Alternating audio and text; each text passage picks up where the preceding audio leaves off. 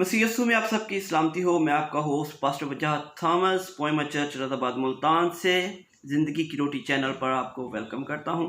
अजीज़ों, आपने बहुत सारे लोगों से उनके बावजदाद की कहानियां सुनी कि हमारा दादा ऐसे था, हमारे बावजदाद ऐसे होते थे, वो कश्मीर से आए, वो इंडिया से आए, वो बड़े बहादुर होते थे, उनके वाक़यात सुनाएंगे और आप बड़े हैरान होंगे कि यार इनको तो अपने बावजदाद की बातें याद हैं। और शायद आप में भी से कई लोगों को कुछ वाक़यात याद हों और जब आप लोगों को सुनाते होंगे तो लोग बड़े हैरान होते होंगे, इतनी ज़मीनें थी इनके पास, इतनी जायदाद थी और इस तरह की ज़िंदगी बसर की है इन्होंने। तो ये सारा कुछ उनको बताने वाला कौन था?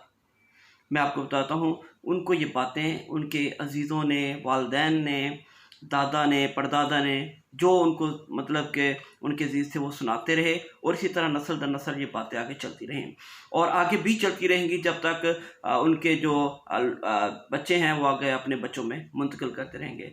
और जब खुदा ने बनी इसराइल को मिस्र से निकाला तो यही काम खुदा ने बनी इसराइल को करने को कहा कि तुमने ये सारे वाक़यात अपने बच्चों को बताने हैं ताकि वो आगे अपने बच्चों को बताएं। इस तरह हमेशा ये बात याद रखी जाए कि किस तरह खुदा ने बनी इसराइल को मिस्र की ग़ुलामी से निकाला। मेरे साथ आप देखेंगे खुदा के कलाम में 6 बाब में इस्तिस्ना में और उसकी 7वीं आयत लिखा है, और तू उनको अपनी औलाद के ज़हन नशीन करना और घर बैठे और राह चलते और लेटते और उठते वक्त इनका जिक्र किया करना, और तू निशान के तौर पर इनको अपने हाथ पर बांधना और वो सब तेरी पेशानी पर टीकों की मानिद हों, और तू उनको अपने घर की चौखटों और अपने फाटकों पर लिखना।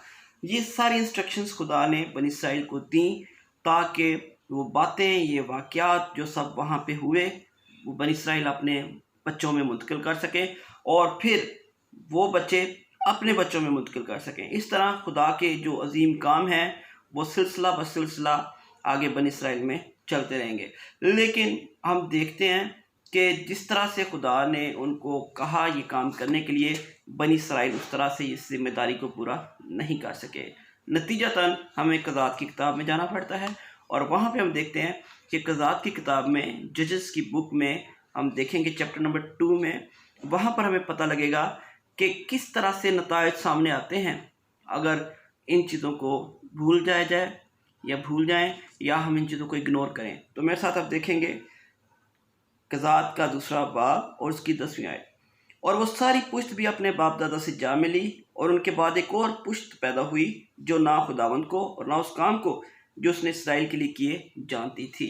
सो यहाँ पर हम देखते हैं कि वालिदैन की गलती के सबब से, उन बुज़ुर्गों की गलती के सबब से जो यीशु के साथ जिन्होंने कनान को फ़तह किया, उन्होंने आगे अपनी औलाद को वो सारी बातें नहीं बताई, वो सारे अहकामात नहीं ट्रांसफ़र किए। तो नतीजतन क्या होता है कि वो आगे जो औलाद पैदा हुई है नेक्स्ट उनसे मुल्क कनान में, वो अब खुदा को जानती नहीं है। वो नहीं जब समझते कि हम कहाँ से आए हैं, हमने किस तरह समुंदर को 2 टुकड़े होते हमारे बाप दादा ने देखा, किस तरह खुदा का जलाल उनके साथ साथ रहा, और वो सारी बातें वो उनको पता ही नहीं है। और नतीजतन क्या होता है कि जो पुश्त पैदा हुई है वो खुदा से इग्नोर है। और से अगली ही आयत में हम देखते हैं क्या वो क्या करने लग पड़े हैं, वो और बनी इसराइल ने खुदावंद के आगे बदी की और बालीम की प्रस्तश करने लगे। खुदा का पहला हुक्म ही उन्होंने वहाँ पे तोड़ दिया।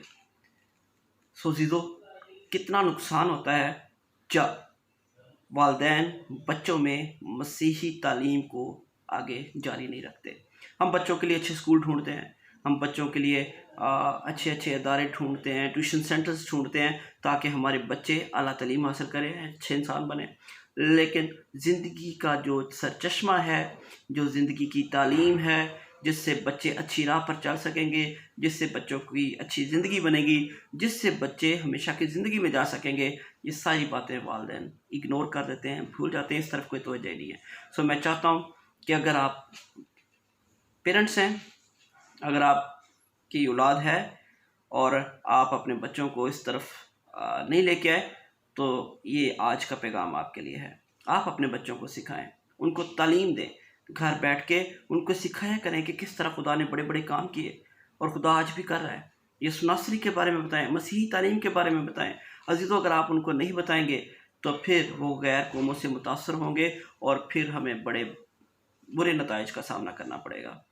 और as a parents as a leaders हमारी ज़िम्मेदारी है कि हम अपने बच्चों को ट्रेंड करें, उनको मसीही तालीम के बारे में आगाह करें, ताकि वो गलत बातें सुनकर गलत तरफ चले ना जाएं, बल्कि उनको पता हो कि खुदा क्या चाहता है, खुदा की तालीम क्या है और किस तरह खुदा ने हमारे बाओजदाद के साथ किया, किस तरह खुदा ने बड़े बड़े काम करके लोगों को खुलासी बख्शी। अजीज़ों, आप भी इस जिम्मेदारी को उठाएं और अपने बच्चों को ज़रूर खुदा के बारे में बताया करें। और अगर आप किसी ऐसे शख्स को जानते हैं जो अपने बच्चों को इग्नोर कर रहा है, वो किसी अच्छे स्कूल में उसको भेज तो रहा है लेकिन उसको कभी संडे स्कूल नहीं भेज रहा, या उसको घर बैठकर वो मसीही तालीम नहीं दे रहा, तो आप उसकी मदद करें। आप खुद पर्सनली जाकर भी उसे कह सकते हैं और बेशक आप ये वीडियो भी उसके साथ शेयर कर सकते हैं और उसे बताएं कि अजीज़ों, अगर हमने आज ये सुस्ती की तो हमें क़ज़ात की किताब में जैसा बनी इसराइल के साथ हुआ वैसा ही हमारे बच्चों के साथ होगा, और हमारे बच्चे जो हैं वो बालीम की परस्तिश करने लगेंगे, वो गैर कौमों की तरफ चले जाएंगे और फिर खुदा की बादशाही से बाहर हो जाएंगे। खुदा बहुत ज़्यादा फ़िक्र करता है अपनी कलीसिया की, इसीलिए वो चाहता है कि पेरेंट्स ज़िम्मेदार बने।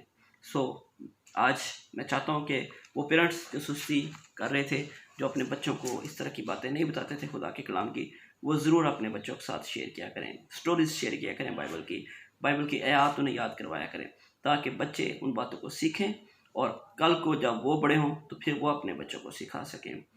मैं उम्मीद रखता हूँ कि आज के कलाम से आपको बरकत मिली है। अगर आपको लगता है कि इससे आपको बरकत मिली है तो ज़रूर इस वीडियो को, इस मैसेज को दूसरों के साथ शेयर करें। और चूँकि अब मैं यूट्यूब पे आ चुका हूँ तो मैं चाहता हूँ कि आप ज़रूर इसको शेयर भी कीजिएगा और सब्सक्राइब भी कीजिएगा, ताकि हर नए आने वाला जो मैसेज है वो आप तक पहुँच सके और आप दूसरों तक भी पहुँचा सकें। मसीह में आप सबकी सलामती हो। Thank you.